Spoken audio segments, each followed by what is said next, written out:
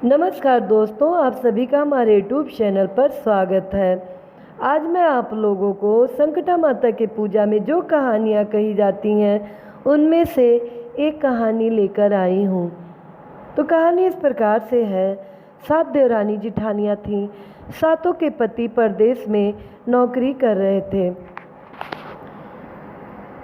वो सब काफ़ी दिन हो गया अपने घर नहीं आए, तो उनकी पत्नियाँ बहुत दुखी हुई। बार बार पता करती कि हमारे पति क्यों नहीं आ रहे हैं, तो उधर पतियों का यही जवाब होता कि मालिक छुट्टी नहीं दे रहे हैं, इसलिए हम लोग घर नहीं आ पाएंगे। काफ़ी दिन बीत गया, उन सब के पति घर नहीं आए तो बहुत दुखी थी सब। जो सबसे छोटी देवरानी थी वो संकटा माता की बहुत बड़ी पुजारन थी। वो संकटा माता पर बहुत विश्वास करती थी। वो जानती थी कि माता जी हर संकट दूर करती हैं।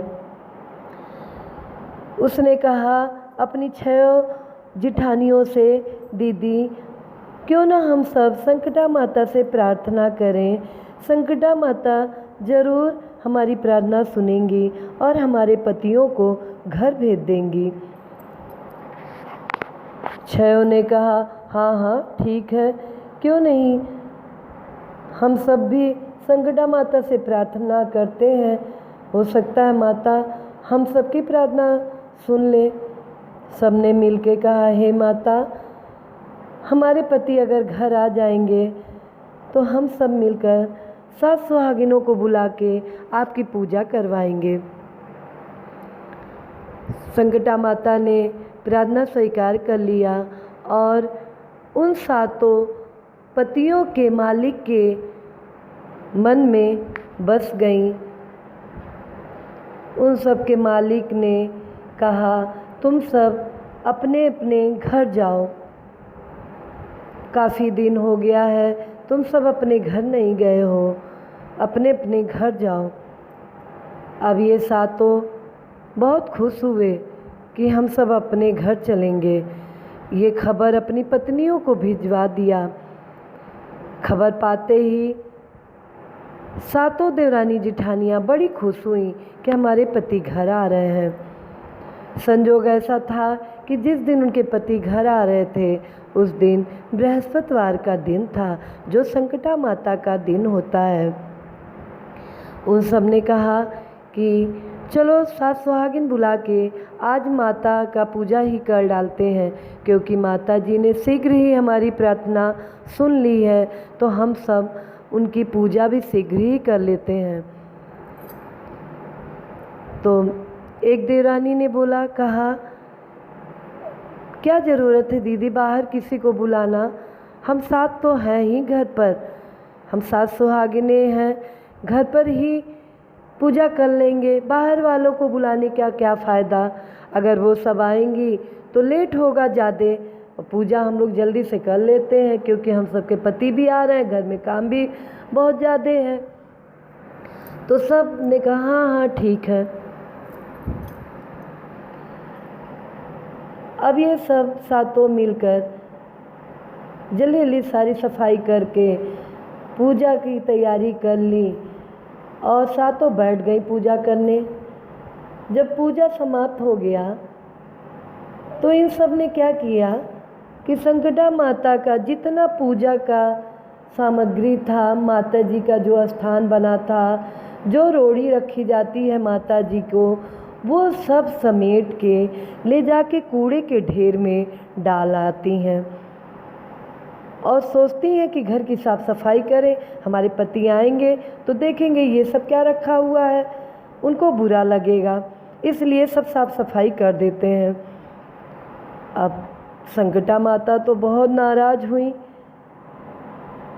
कि अरे इन सब ने अभी मुझे बुलाया है, उसके बाद जैसे ही पूजा समाप्त हुआ ये सब उठा के सब कूड़े के ढेर में फेंक देती हैं। माता ने कहा इन सबको तो दंड देना ही पड़ेगा।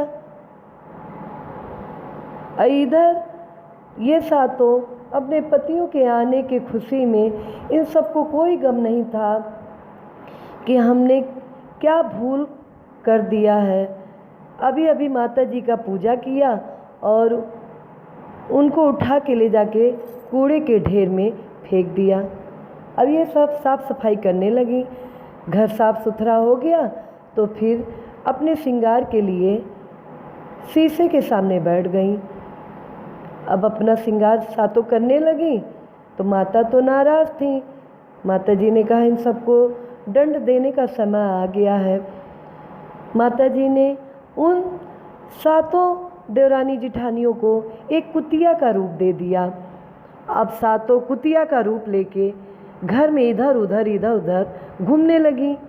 अब उन सातों के पति जब घर आए तो घर में कोई भी महिला नहीं थी, केवल कुतिया ही घूम रही थी। अब वो सब बेचारे समझ ही नहीं पा रहे थे कि सारी औरतें गई कहाँ, ये कुतिया घर में कहाँ से सब घूम रही हैं। अच्छा, जो कुतिये का रूप लिए देवरानी जिठानियाँ थीं वो सब तो अपने अपने पतियों को पहचान रही थीं। वो सब दौड़ दौड़ के अपने पतियों के पास जाके उन सब का पैर चाटने लगी।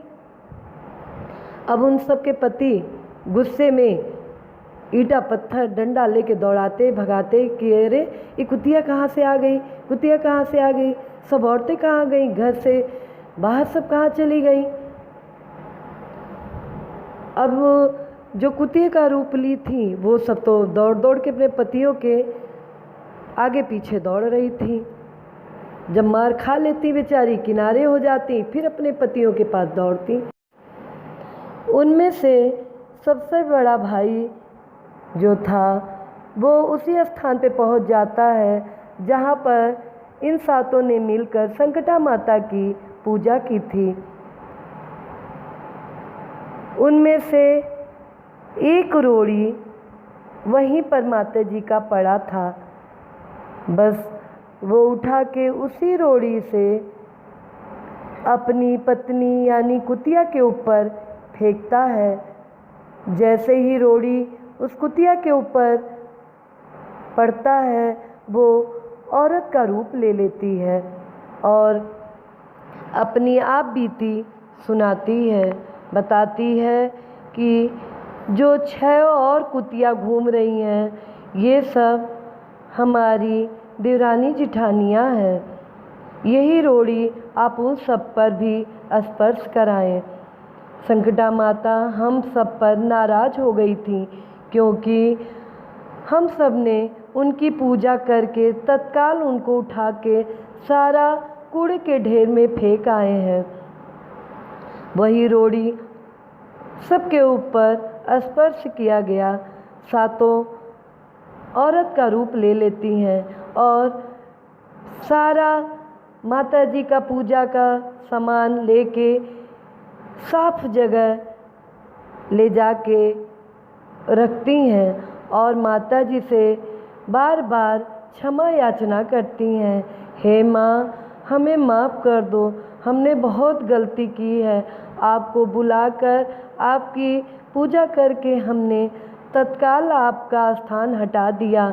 हमें क्षमा करो माँ, आप संकट हरती हैं, आप दयालु हैं माँ। संकटा माता ने उन सबको दंड तो दिया लेकिन फिर माफ़ कर दिया।